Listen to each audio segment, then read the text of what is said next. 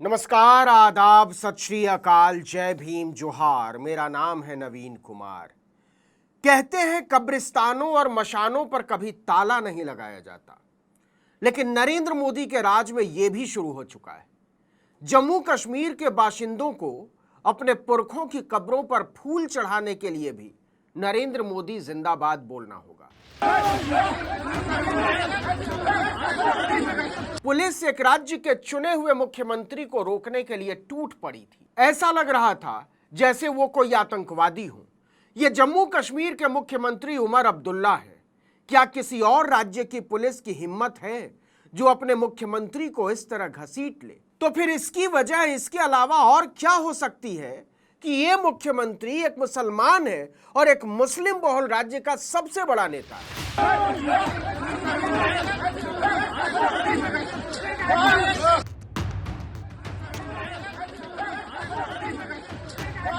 तो इस देश में अब श्रद्धांजलि देने का ठेका भी लगता है नरेंद्र मोदी और उनके चेलों चाटुकारों के पास रह गया है। वही तय करेंगे कि कौन अपने पुरखों के नाम पर पत्थरों पर फूल चढ़ाएगा और कब चढ़ाएगा। इस वीडियो को ट्वीट करते हुए उमर अब्दुल्ला ने लिखा कि मुझे इस तरह शारीरिक रूप से हाथापाई का सामना करना पड़ा, लेकिन मैं अलग ही मिट्टी का बना हुआ हूं। मुझे रोका नहीं जा सकता था। मैं कोई भी गैर कानूनी या अवैध काम नहीं कर रहा था। इन कानून के रखवालों को बताना होगा कि वो किस कानून के तहत हमें फातिहा पढ़ने से रोक रहे थे। दरअसल 14 जुलाई की सुबह श्रीनगर में शहीदों के कब्रिस्तान के पास उस समय अफरा तफरी मच गई जब जम्मू कश्मीर के मुख्यमंत्री उमर अब्दुल्ला और उनके समर्थक श्रद्धांजलि देने के लिए स्मारक पर पहुंचे और पुलिसकर्मियों ने उन्हें ताकत के दम पर रोकने की कोशिश की।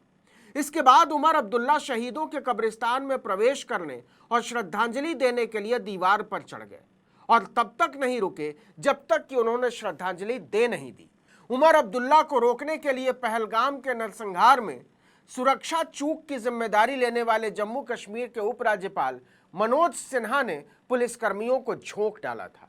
उन्हें कब्रिस्तान पर रोकने के लिए अब्दुल नौहट्टा चौक पर भारी नाकेबंदी की गई थी, लेकिन वहां से उमर अब्दुल्ला अपने कैबिनेट मंत्रियों के साथ पैदल ही चल पड़े।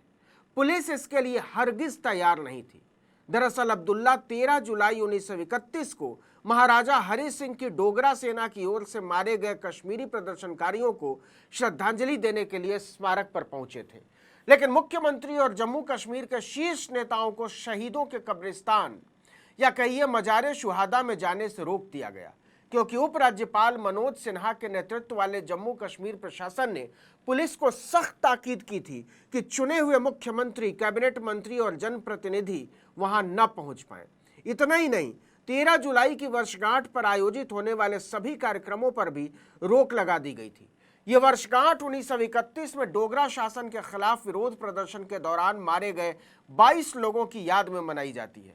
नेशनल कॉन्फ्रेंस के कई नेताओं ने आरोप लगाया कि उन्हें समारोह में भाग लेने से रोकने के लिए उनके घरों में नजरबंद कर दिया गया। आपको बता दें कि साल 2020 में उपराज्यपाल मनोज सिन्हा ने जम्मू कश्मीर के राजपत्रित अवकाश यानी गेस्टेड हॉलिडे लिस्ट से शहीद दिवस को हटा दिया था। सरकार के इस कदम की क्षेत्रीय राजनीतिक दलों ने भारी आलोचना की थी। अब जरा समझिए कि 13 जुलाई 1931 को हुआ क्या था जिसकी याद में शहीद दिवस मनाया जाता है और जिसके लिए मुख्यमंत्री उमर अब्दुल्ला को चारदीवारी फांदनी पड़ी, पुलिस की हाथापाई बर्दाश्त करनी पड़ी। दरअसल 13 जुलाई 1931 जम्मू कश्मीर के इतिहास का एक बहुत ही महत्वपूर्ण दिन है। उस दिन कश्मीरियों का एक गुट श्रीनगर जेल के बाहर विरोध प्रदर्शन कर रहा था। वे अब्दुल कादिर के समर्थक थे जिन्होंने कश्मीरियों से डोगरा शासक हरि सिंह के खिलाफ विद्रोह करने का आह्वान किया था, लेकिन उन पर राजद्रोह का आरोप लगाकर उन्हें जेल में डाल दिया गया। 13 जुलाई 1931 को प्रदर्शनकारियों का एक बड़ा समूह उस जेल के बाहर इकट्ठा हुआ जहां अब्दुल कादिर को रखा गया था। प्रदर्शनकारियों को रोकने के लिए महाराजा की सेना ने गोलीबारी शुरू कर दी। इसमें 22 लोग मारे गए।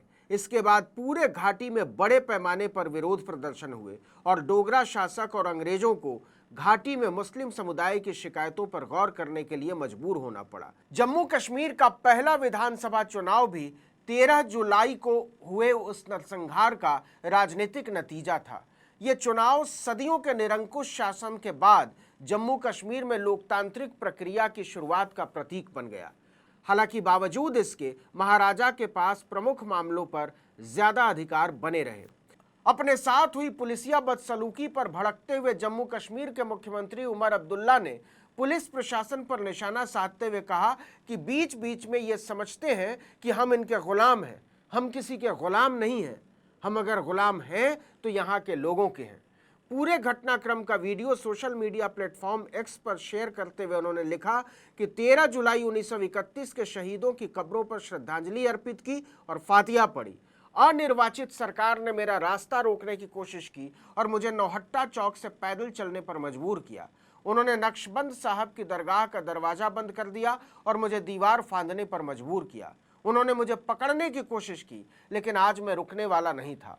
उमर अब्दुल्ला ने इसके बाद कहा, बड़े अफसोस की बात है कि वो लोग जो खुद इस बात का दावा करते हैं कि उनकी जिम्मेदारी सिर्फ सिक्योरिटी और लॉ एंड ऑर्डर की है, उन्होंने हमें फातिहा पढ़ने की इजाज़त नहीं दी। सभी को घरों में बंद रखा गया।